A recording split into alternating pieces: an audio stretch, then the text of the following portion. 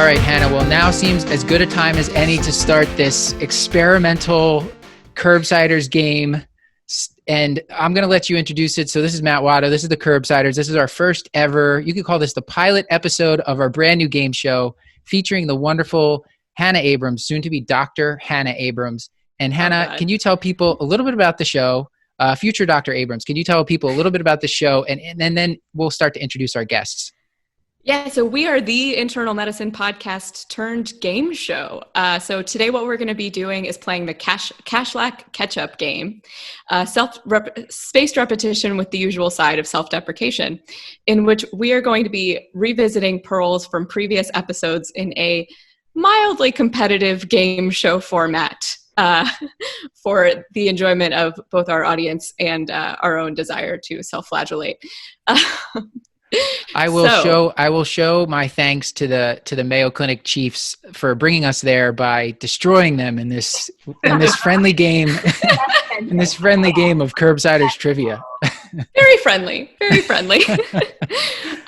So I'll go through the rules really quickly. We're going to go through 10 questions or as many questions as we can get through before the conference room time expires. A correct answer gets you a point. If you buzz before the question is finished, you lose a point. But if you get the question wrong after the question is finished, you don't lose any points. So get the question right at any time, 1 point. Get it wrong, but you kind of buzzed early, minus a point, and then otherwise no points. Okay. I'm going to read the questions out loud, and I want you guys, you can use any kind of buzzer you like. So I found my tuning fork from the first year of med school. So for example, can you guys show me your buzzers? Yes, absolutely. These are some, I'm so jealous of the cowbell. I just have some hardware staples that I'll be, all right. But the Mayo Chiefs came prepared. They a little win. Worried. Their buzzer is much better. Yeah. Okay. You can, again, you can buzz during the questions, but you risk losing a point. And if we need to, we'll give a tiebreaker question. And the winners get bragging rights. Okay. Sounds good. Ready. We're ready. All right. Mayo Chiefs, can we get you guys to introduce yourselves? Yes. So I'm Courtney Harris. Jason Eckmann. I'm Brandon Huffman. And Sami Ryan. All right. Without further ado, let's give it a try for the first question. Okay, so the 2019 IDSA CAP clinical practice guidelines recommend not routinely covering for what kind? I'm going to give that one to Matt. Maybe there's a delay in their feed or they didn't. I believe that's going to be anaerobic bacteria because they didn't want to, specifically clindamycin probably is what people were getting hit with for aspiration pneumonia unnecessarily. Yeah. All right, so 1 point for Matt. Rough start for the Chiefs. Yeah. I believe. Granted, that was also a little bit of a deal to Matt because I think you covered that article in hockey. Okay. All right. Next question. What easy method for preventing buprenorphine films from dissolving does Dr. Fingerhood recommend? You might want to hold that bell, Courtney. So that you can... I think you should hold it. All right. So the films, apparently, they come in foil packs, and you can cut them in half. That way, they don't kind of break down when you're handling them. All right. Can the Mayo Clinic's Chiefs catch up? I'm sorry, you guys are probably really bored of condiment jokes at this point in your training. Actually, it's surprising people don't make the condiment jokes as often as you think. Oh, okay, yeah, it's just people with really immature... Yeah, like us. All right. Okay, ready for the next question. This has to be Mayo Clinic. This has to be like... What are the 4 Ds of rounding? Okay, Mayo Chiefs. So the new D that was added, so the original 4 were dire, so people that are in dire straits, diagnostics, which is like diagnostic tests you want to order, and then discharges. That's what you always want to cover first on rounds. Dr. Brigham recommends saving the patients with diarrhea for last on rounds because you don't want to spread the C. diff around to your whole team. Yeah, I would not have gotten that one. I was expecting this to be the one that everyone was like, So, good job. What I remembered was With diarrhea. Looking like a future gastroenterologist. Right. Mayo Chiefs, I'm just going to suggest you guys just buzz in for everyone, even if you don't know the answer. Well, I think if I remember correctly, the next one, we'll see what happens. Okay. Oh, never mind. What is the most common in-flight medical emergency? This is a throwback. Oh, Syncope? yeah!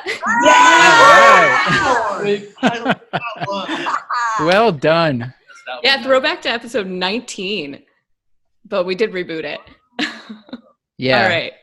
That episode. That was a really good episode if people haven't heard it. And I think it's more or less an evergreen one, even though it's like an older show. I don't think too much in there is outdated. Yeah. All right. In a patient with GERD symptoms, food impaction can indicate a greater likelihood. Yeah, there you go. Eosinophilic esophagitis. Yeah. From Amy Oxentenko, Dr. Amy Oxentenko, Mayo Clinic chief. Well, let's give credit to our PD for that answer. Yeah.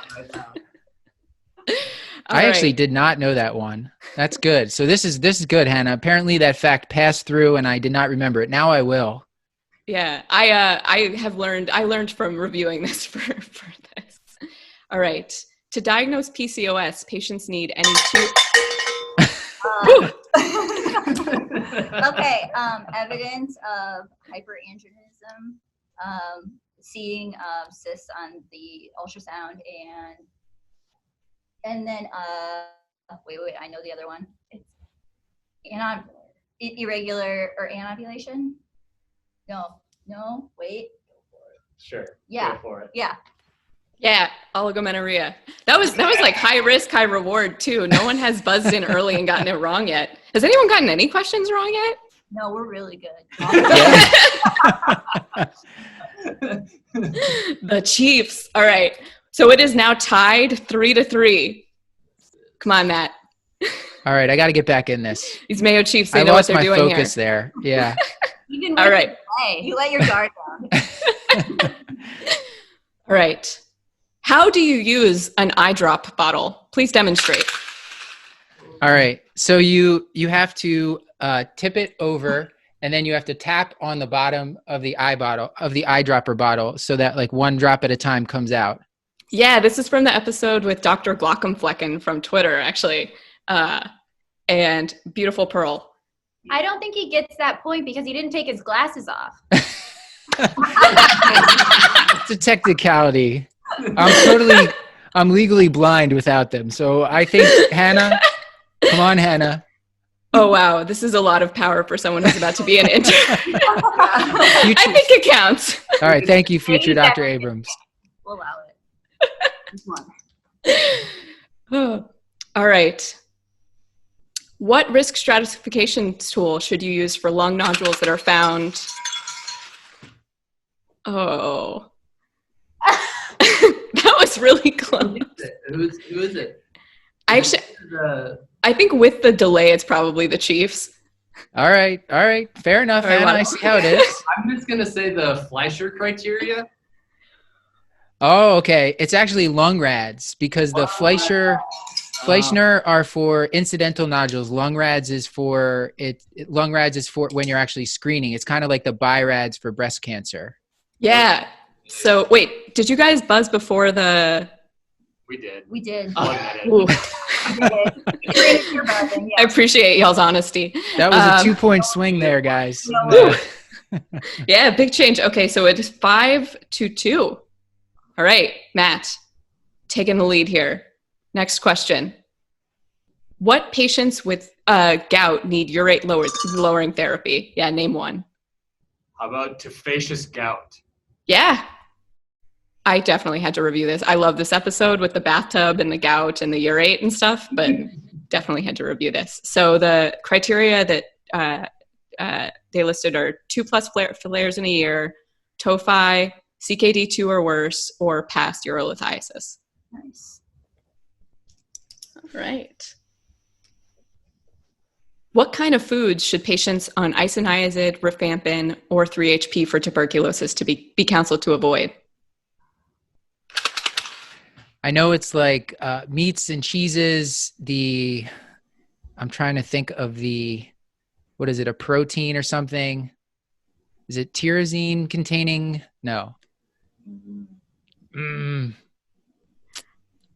Yeah, it's like the flushing effect. I can't remember what the compound is, but it's meat. I believe it's meats and cheeses.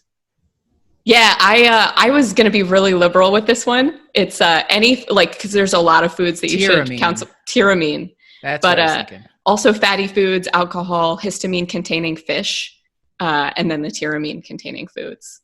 You do not hear people talk about that very often, for as often as we talk about like ripe therapy and TB. Like I have, that is a pearl that kind of escaped me completely until we heard that from our guest.